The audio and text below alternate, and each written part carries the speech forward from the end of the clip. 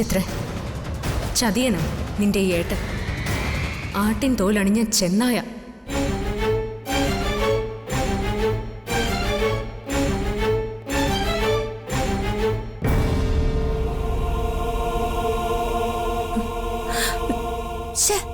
എന്തൊരു നാണക്കേടാ ഇത്.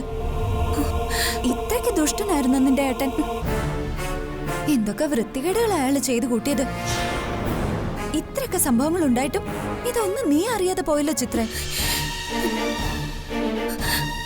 ഞാൻ ഇങ്ങനെ അറിയാനോ താരച്ചി?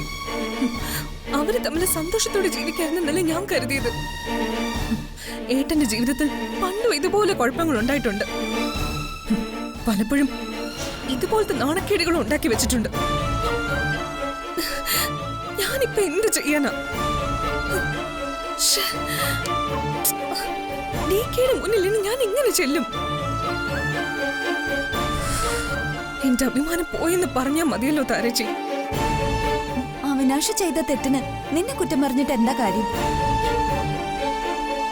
എന്നാലും ആ ജ്യോതിയുടെ അനിയത്തിയുമായി നിന്റെ ഏട്ടന് ഇങ്ങനൊരു ബന്ധം ഉണ്ടാവുന്ന് നമ്മൾ ആരെങ്കിലും കരുതിയോ? പണ്ടൊരിക്കല് നമ്മൾ അവിടെ ചെന്നപ്പോ ഒരു ഫോട്ടോ കിട്ടിയെന്ന് നിനക്ക് ഓർമ്മയുണ്ടോ? അന്നാ തന്നെ ജ്യോതിയെ നമ്മൾ സംശയിച്ചത്. പക്ഷെ പ്രതി അവളുടെ അനിയത്തിയായിരുന്നു എന്ന് ഇപ്പോഴല്ലേ നമുക്ക് മനസ്സിലായേ? ചേച്ചിയെ പോലെ തന്നെ അനിയത്തി. ആളുകളെ കറക്കിയെടുക്കാനും വളച്ചെടുക്കാനും മിടിക്കും. ചുമ്മാതല്ല അവൾ ഇടയ്ക്കിടയ്ക്ക് ഇവിടെ വന്ന് നിന്നത്. ഇനി അവളെ ഈ വീട്ടിനകത്ത് കയറ്റരുത്. ഡിക്ക് അവളുടെ കല്യാണം ആഘോഷമായിട്ട് നടത്താൻ പോവാണെന്നല്ലേ പറഞ്ഞു കേട്ടത്. നടത്തട്ടെ. അങ്ങനെയെങ്കിലും ശല്യം ഒന്ന് ഒഴിയട്ടെ. സൂര്യ എന്തൊക്കെ ദുഷ്ടതരങ്ങളായിട്ട് അവളോട് ചെയ്തത്. അതൊക്കെ ഓർക്കുമ്പോ എന്റെ ഏട്ടനാണെങ്കിലും എനിക്കയാളെ കൊല്ലാൻ തോന്നുന്നു. സൂക്ഷിക്കണം ചിത്ര. അത്ര വേഗത്തിലൊന്നും എല്ലാം മറക്കുന്ന ആളല്ല നിന്റെ ഏട്ടൻ. ഡികെ കൊണ്ട് ഇത്രയൊക്കെ ചെയ്യിച്ചേന് സൂര്യയോട് ഒരു പക്ഷേ പകരം വീട്ടിന്ന് വരാം. അവളുടെ ജീവനും അപകടത്തില്ല. ഞാനിനി എങ്ങനെ ഈ വീട്ടിലുള്ളവരുടെ മുഖത്ത് നോക്കും? എല്ലാം പോട്ടെ, ആ ജ്യോതി ഞാൻ എങ്ങനെ ഫേസ് ചെയ്യും? ആരുടെ മുഖത്ത് നോക്കുന്നതല്ല ചിത്ര ഇവിടുത്തെ പ്രശ്നം. സൂര്യയുടെ ജീവൻ സംരക്ഷിക്കല. ഇത്രയും കാലം നമുക്കൊന്നും അറിയില്ലായിരുന്നു. ഈ വീടിന്റെ മുകളിൽ നിന്ന് സൂര്യ താഴെ തള്ളിയിട്ട് കൊല്ലാൻ നോക്കിയവന് അവളെ ചതിച്ചു കൊല്ലാൻ ഇനിയും മനസ്സ് കാണും. അതുകൊണ്ട് അവളുടെ ജീവൻ രക്ഷിച്ചേ പറ്റൂ. അങ്ങനെ എന്തെങ്കിലും സംഭവിച്ച അയാളെ ഞാൻ തന്നെ കൊല്ലും. ഒരു വയറ്റിൽ നിന്ന് വന്നതാണെന്ന് ഒരു പരിഗണന അയാൾക്ക് ഞാൻ കൊടുക്കില്ല. വൃത്തികെട്ട ശവം.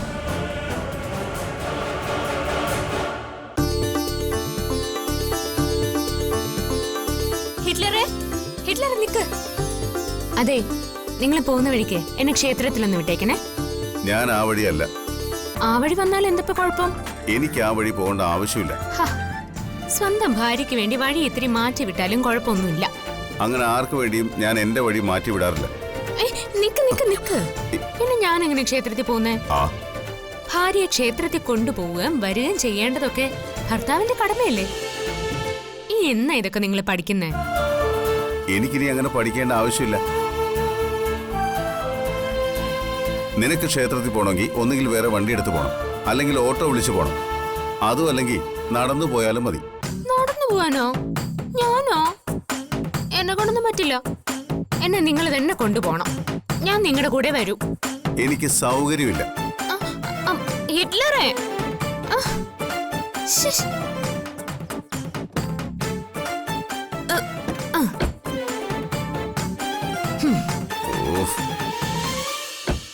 എടി, നിന്നോട് പറഞ്ഞാ മനസ്സിലാവില്ലേ? ഞാൻ ആ വഴിയല്ല പോകുന്നത്. പ്ലീസ് ഡികെ, എന്നെ ഒന്ന് അമ്പലത്തിന്റെ അടുത്ത് ഇറക്കിയിട്ട് നിങ്ങൾക്ക് അതുവഴി ഓഫീസിൽ പോവാലോ.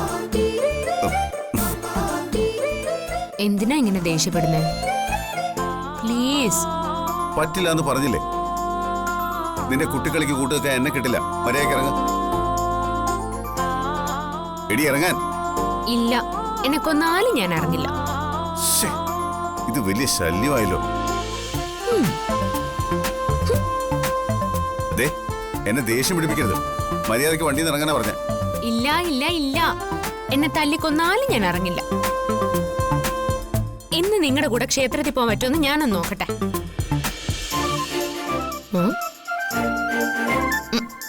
ദേ, ഒരു കാര്യം ഞാൻ പറഞ്ഞേക്കാം. ഇന്നത്തേക്ക് മാത്രം. ഇനി ഇത് ആവർത്തിക്കരുത്.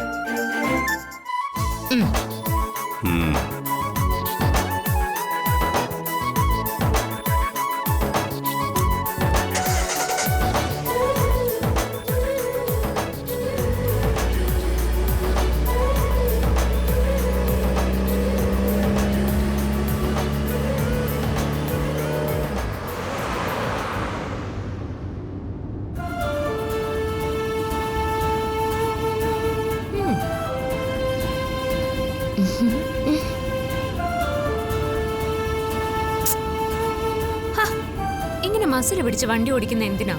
എന്തെങ്കിലുമൊക്കെ വർത്താനം പറഞ്ഞൂടെ നിങ്ങൾക്ക്? പിന്നെ വർത്തമാനം പറയാൻ പറ്റിയൊരു സാധനം. ദേ, എന്നെ സാധനം ഒന്ന് വിളിച്ചോണ്ടല്ലോ. വിളിച്ചാൽ നീ എന്ത് ചെയ്യും? ഇത് പൂച്ച പോലെ നിങ്ങളുടെ മുഖം മുഴുവൻ ഞാൻ മാന്തി എടുക്കും, പറഞ്ഞേക്കാം. അല്ലെങ്കിലും മൃഗങ്ങളുടെ സ്വഭാവം നിനക്കെന്ന് എനിക്കറിയാം. മിണ്ടായിരിക്കും അവിടെ.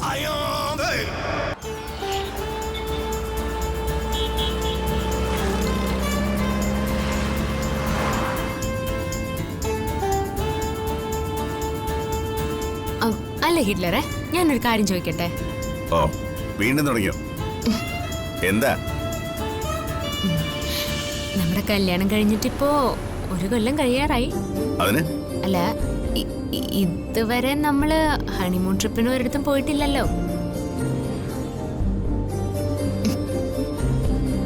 നിങ്ങളുടെ കൂടെ യാത്ര ചെയ്യാനും ബീച്ചിലും പാർക്കിലും ഒക്കെ പോവാനും എനിക്കും ആഗ്രഹം ഉണ്ടാവില്ലേ? ഞാൻ നിങ്ങളുടെ ഭാര്യയല്ലേ? നടക്കാത്ത ആഗ്രഹങ്ങൾ സ്വപ്നം കണ്ടിട്ട് ഒരു കാര്യമില്ല. ബീച്ചിലും പാർക്കിലും ഒക്കെ പോണെങ്കിലേ അവിടെ ചെന്നിട്ട് ആരെങ്കിലും കൂട്ടി അങ്ങ് പോയാൽ മതി. അല്ലെങ്കിൽ ഒറ്റയ്ക്ക് പോണം. എന്തോന്നാ ഹിറ്റ്ലറെ നിങ്ങളീ പറയുന്നേ? സ്വന്തം ഭർത്താവിന്റെ കൂടെ പോകുന്ന പോലെയാണോ മറ്റുള്ളവരുടെ കൂടെ പോകുന്നേ? നിങ്ങൾ ഇത്രയ്ക്ക് ഡാർക്കായി പോയല്ലോ ഹിറ്റ്ലറെ. അല്ല, ഞാനൊരു കാര്യം ചോദിച്ചോട്ടെ? ഇതുവരെ ചോദിച്ചു തന്നെ ധാരാളം. ഇനി കൂടുതലൊന്നും എഴുന്നള്ളിക്കണമെന്നില്ല. അല്ല, ഇതല്ലാന്ന്. ഇത് വേറൊരു കാര്യം. എന്ത് കാര്യം? പണ്ട് കല്യാണം കഴിഞ്ഞിട്ട് സുപ്രിയും നിങ്ങളും കൂടി എവിടെയാ ഹണിമൂണിന് പോയത്?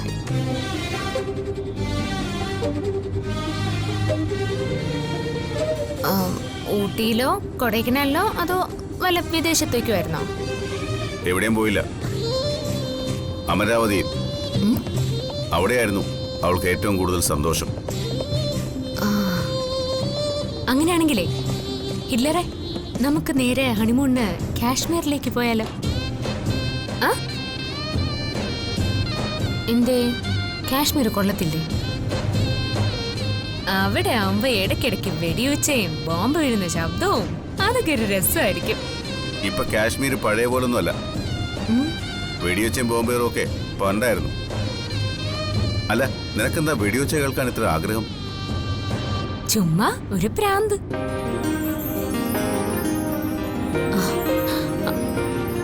ഹിറ്റ്ലറെ, ഒന്ന് നിർത്താവോ? ഒന്ന് നിർത്ത്. അവിടെ തന്നെ നിർത്ത്.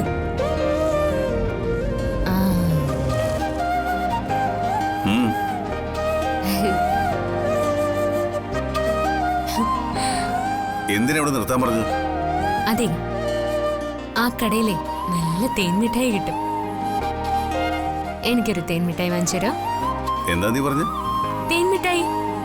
അയ്യോ, തേൻമിഠായി നീ കേട്ടിട്ടില്ല? നല്ല പിങ്ക് കളറില് അകത്ത് തേനൊക്കെ ആയിട്ട്. പിന്നെ നിനക്ക് മിഠായി വാങ്ങി തരലല്ലേ എന്റെ പണി.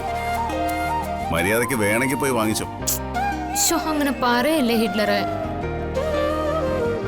സ്വന്തം ഭർത്താവ് വാങ്ങിക്കൊണ്ട് തരുന്ന കഴിക്കാനുള്ള ആഗ്രഹം കൊണ്ടല്ലേ ഞാൻ ചോദിച്ചേ. പ്ലീസ് ഒരു തേൻമിഠായി പ്ലീസ്. ഒന്ന് പോയിട്ട് വാ ഹിറ്റ്ലറെ, പ്ലീസ് പ്ലീസ് പ്ലീസ്. നീ തെങ്കാശിപ്പട്ടണം സിനിമ എത്ര പ്രാവശ്യം കണ്ടു? അതിൽ ഇതുപോലൊരു സീനുണ്ട്. അപ്പൊ സിനിമയൊക്കെ കാണുമല്ലേ? ഞാനത്ര അരസികനൊന്നുമല്ല. ഞാൻ 5 വട്ടം കണ്ടിട്ടുണ്ടത്. ആ സീൻ ഇപ്പൊ കാണുമ്പോഴും എനിക്ക് രോമാഞ്ചം വരും. പ്ലീസ് ഹിറ്റ്ലർ, ഒന്ന് പോയി വാങ്ങിച്ചോണ്ട് വാ പ്ലീസ് പ്ലീസ് പ്ലീസ് പ്ലീസ്. എനിക്ക് സൗകര്യമില്ല. നിനക്ക് വേണമെങ്കിൽ നീ പോയി വാങ്ങിക്കേ. ഇറങ്ങ, പോ, ചെന്ന് വാങ്ങിക്കേ. ഓഹ്, എന്നാ നിങ്ങളും കൂടി ഇറങ്ങുവാ. ഞാൻ ഇറങ്ങേണ്ട കാര്യമില്ല. നീ പോയി വാങ്ങിക്കൊണ്ട് വന്നാ മതി.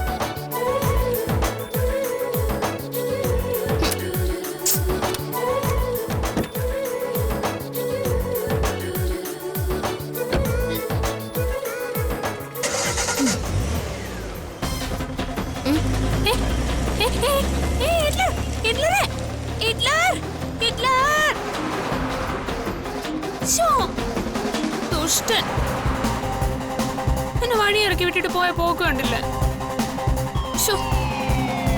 ഇനിയിപ്പോ ഞാൻ എങ്ങനെ അമ്പലത്തിൽ പോവാ? എനിക്ക് മിഠായി വാങ്ങാൻ തോന്നിയ ഒരു സമയം. പോണ പോക്ക് കണ്ടില്ലേ? ദുഷ്ടൻ.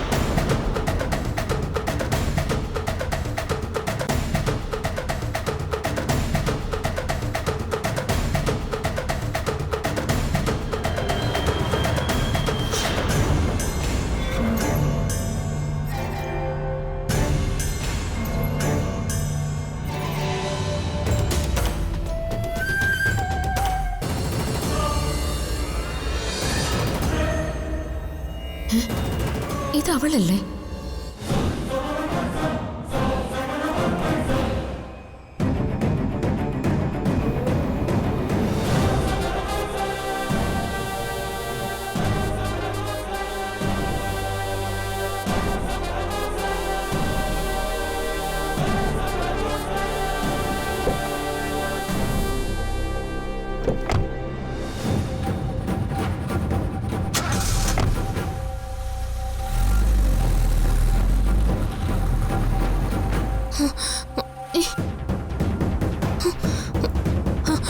ചേട്ടാ ചേട്ടാ, ആ വണ്ടിയുടെ പുറകെ ഒന്ന് പോവോ? കേറിക്കോളൂ മാഡം.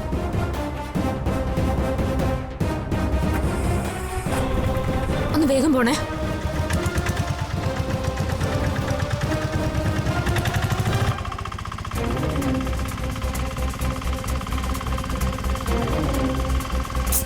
ചേട്ടാ ഒന്ന് വേഗം പോ പ്ലീസ്.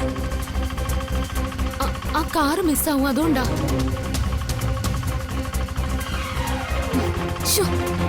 ഇതിനെന്താ ഒട്ടും സ്പീഡില്ലേ? ഇത് ഓട്ടോറിക്ഷയാണ് മാഡം. ഓട്ടോയ്ക്ക് എന്താ ഇത്ര സ്പീഡേ ഉള്ളോ? ഇതിന് ഇത്രയ്ക്ക് സ്പീഡേ ഉള്ളൂ മാഡം.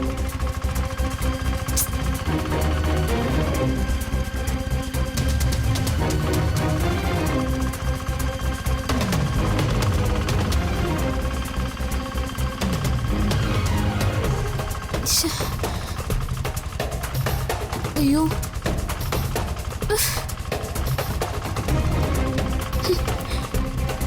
ചേട്ടാ ഒന്ന് നിർത്തിക്കേ.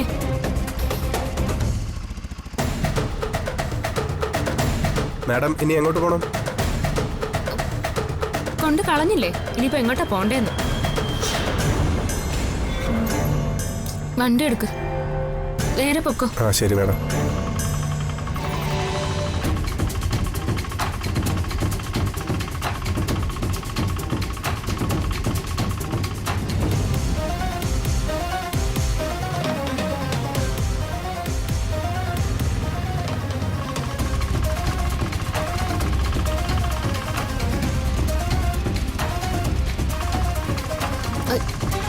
ചേട്ടാ ചേട്ടാ, ആ കാറിനടുത്തൊന്ന് നിർത്തിക്കേ. ചേട്ടാ ഇവിടെ നിർത്തിയേ.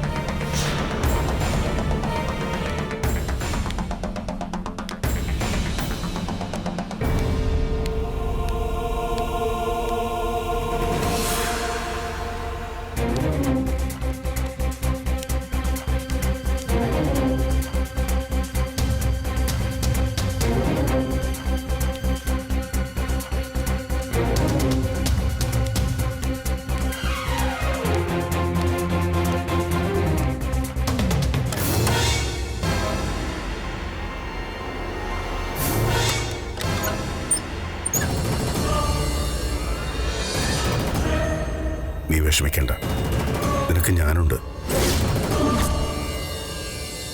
വിഷമിക്കണ്ട.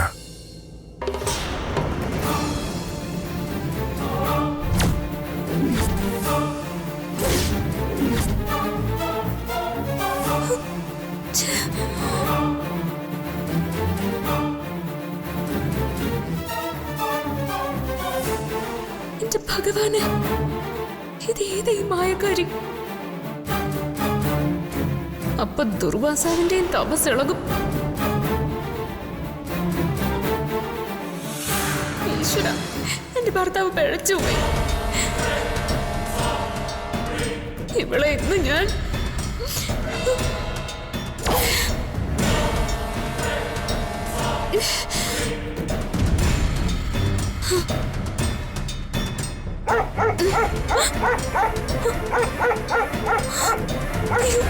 പട്ടി അങ്ങ് വാഹില്ലരാ.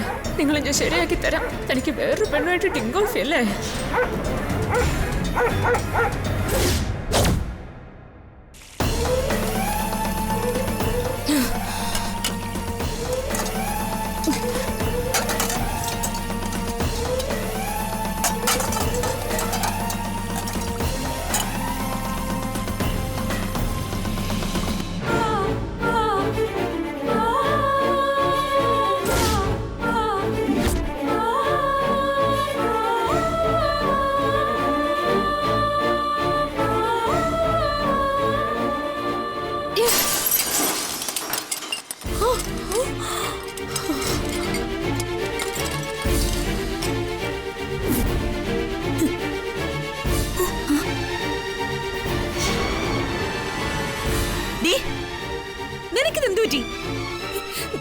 നീ പാത്രം എറിഞ്ഞോടിച്ച എല്ലാം കൂടി വാരി പുഴുങ്ങി തിന്നാൻ. ഇവക്കിത് എന്ത് പറ്റി? രാവിലെ അമ്പലത്തിൽ പോയപ്പോ കുഴപ്പമൊന്നുമില്ലായിരുന്നല്ലോ. അതെ, ഞാൻ ഇന്ന് അവിടെ ചെന്നപ്പോ ദൈവം അമ്പലത്തിൽ നിന്ന് രാജിവെച്ചു. പകരം അമ്പലം നിന്നടം ഒരു സിനിമാ തിയേറ്റർ ആക്കാൻ വേണ്ടി ദൈവം ഉത്തരവിട്ടു. നിനക്കെന്താ ഉത്തരവ് കാണണോ? കാണണോ? നീ എന്താ പരസ്പര ബന്ധമില്ലാതെ പൊലമ്പുന്നത്? നിന്റെ കിളി പോയോ? കിളി ചത്തു. കൂട് ഞാൻ തല്ലി പൊട്ടിച്ചു. നിനക്കൊക്കെ എന്താ വേണം?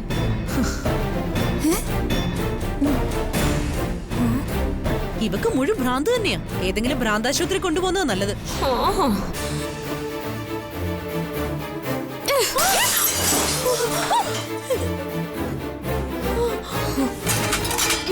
ആർക്കെന്നെ ഭ്രാന്താശുപത്രി കൊണ്ടുപോണ്ടേ?